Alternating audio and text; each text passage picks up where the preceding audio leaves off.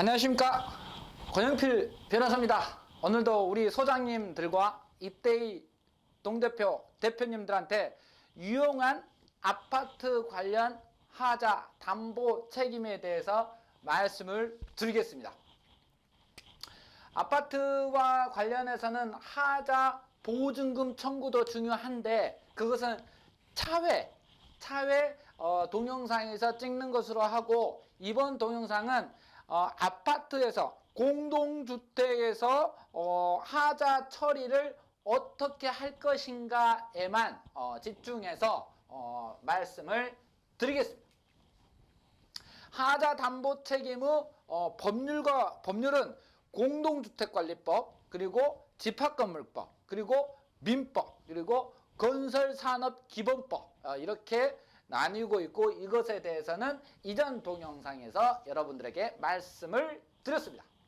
이 공동주택관리법과 집합건물법이 어떻게 적용된가? 왜냐하면 공동주택, 아파트도 공동주택, 아파트도 집합건물에 해당하지만 특별히 공동주택관리법이라고 해서 아파트만 특별히 규율을 하고 있는데, 중요한 것은 이 아파트도 집합건물이기 때문에 그 전제는 집합건물법이 적용이 됩니다. 그러면 아파트는 공동주택관리법만 적용이 되냐, 아니면 집합건물법만 적용이 되냐, 그게 뭐 어떤 것이 우선으로 적용되는 것보다는 병존서를 채택합니다.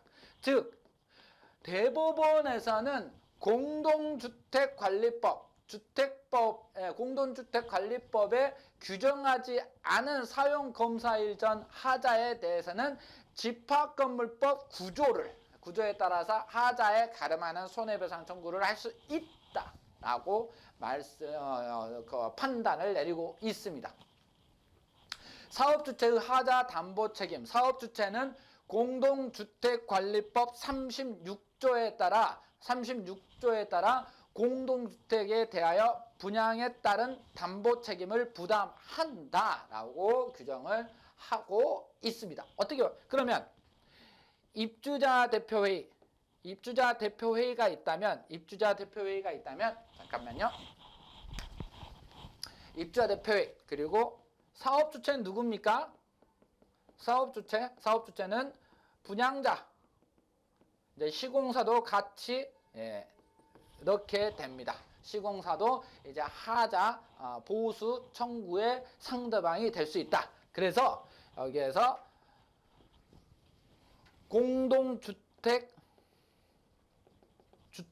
하자 담보 책임을 부담을 하고, 입주자에 대해서는 그리고 입주자 대표회의는 이 사람들에게 하자 보수 청구, 그리고 이에 가름하는 손해배상 청구, 이렇게 청구를 할 수 있고, 그 이외에 하자 보증기관에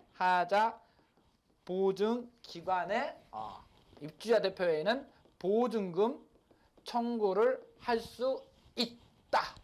이렇게 규정이 되고 있습니다. 사업주체, 분양자 또는 시공사는 공동주택 하자담보 책임을 부담을 하고, 입주자 또는 입주자 대표회의에 그리고 하자 보수 청구, 입주자 대표회의는 하자 보수 청구, 그리고 손해배상 청구, 이렇게 할 수 있다라는 것입니다. 하자 보수 청구권자를 한번 봅시다. 원래 하자 보수 청구권자는 원칙적으로 누구겠어요?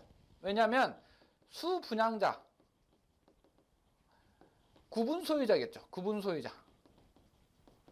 구분소유자가 이 청구를 할 수 있는데, 중요한 것은 공동주택관리법 시행령에서 이렇게 구분해 놓습니다. 시행령 38조에 공용 부분에 대해서는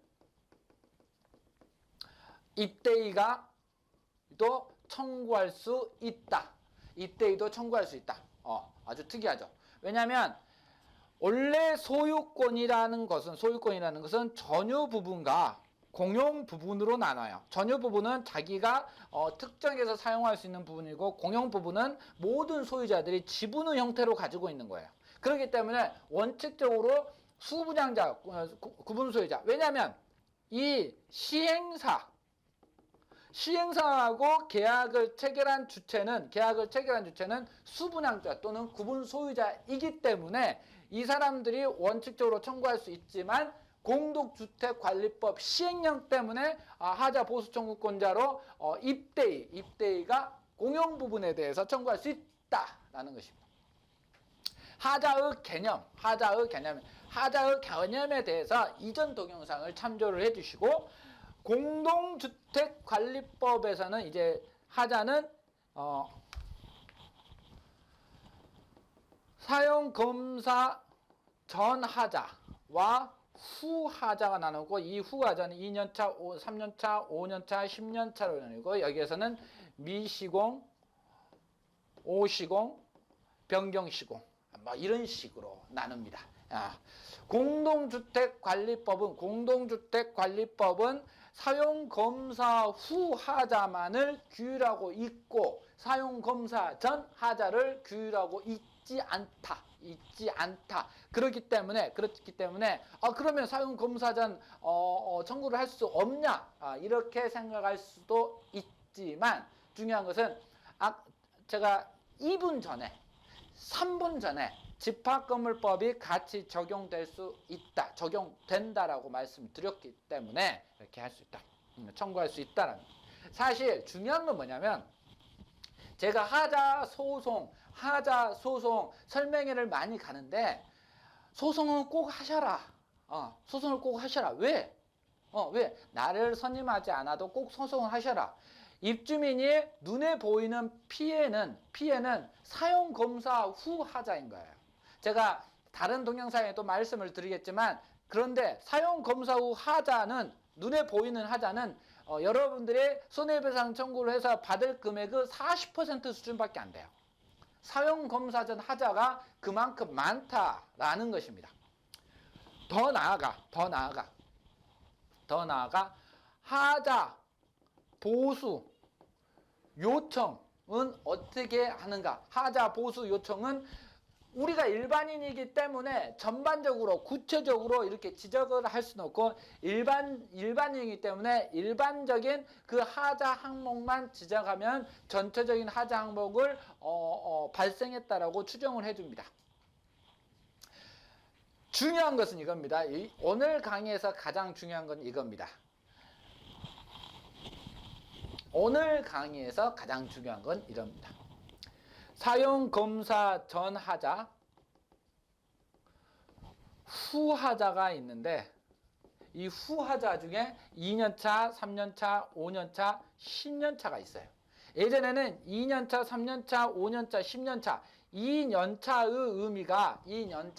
의미가 이 2년차 하자 이내에 발생하면 된다라고 대법원에서 판단을 했는데, 그러니까 이 2년차, 3년차, 5년차 이내에 이 연차 하자와 관련된, 그러니까 2년차일 경우는 마감, 3년차일 경우에는 설비, 창호, 조경, 5년차일 경우에는 철권, 조적, 이런 하자가 발생하면 충분하고, 이 발생의 문제는 이전 제가 지금방 말씀드린 그 하자가 대략적으로 우리가 하자 보수 요청을 한 것으로 됐어요. 근데 지금은 아니에요. 지금은 2년차 하자는 2년차 이내에 청구를 해요. 청구를 소제기를 하거나 기타 소제기를 해야만, 아니면 내용 증명을 보내서 연차 이내에 성립됐다라고 하지만, 그게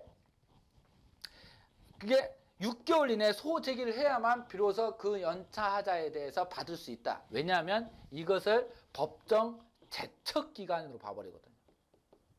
그렇기 때문에 2년차 하자가 넘어버리면 이제 더 이상 여러분들 받을 수가 없어요. 그렇기 때문에 시행사나 시공사에서는 하자 처리를 늦게 해주는 거예요. 아니면 협의를 하자. 근데 협의가 늦어져. 그런데 그 사이에 2년차가 넘어버려. 그러면 2년차 하자는 그냥 게임 끝이에요. 이거 꼭 기억을 해두시기 바라요. 안 그러면 그때 당시 이때가 누구였어? 그때 당시 소장이 누구였어? 그렇게 책임 추궁이 들어온다니까. 제가 실제로 지금 3건이 나오고 있어요. 담보 책임 기간 만료 전에 보수 청구가 필수적이어야 돼. 필수적. 보수 청구가 필수적이어야 되고 이게 이제 소재일까지 돼야 된다. 안 그러면 이제 하자 보수 받으면 돼요. 그 이전에.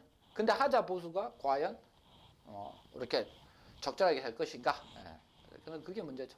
불이행 시 조치는 이제 손해배상 청구 아니면 하자 보증금 청구로 갑니다. 하자 불이행 시 조치는 손해배상 청구, 하자 보증금 청구. 보증금에 대해 하자 보증금에 대해서는 추후 다시 별도의 동영상을 만들어 드리겠습니다. 여하튼 연차하자와 관련 그러니까 지금은 이제 대표님들의 어떤 그 의무가 굉장히 뭐 가중됐어요.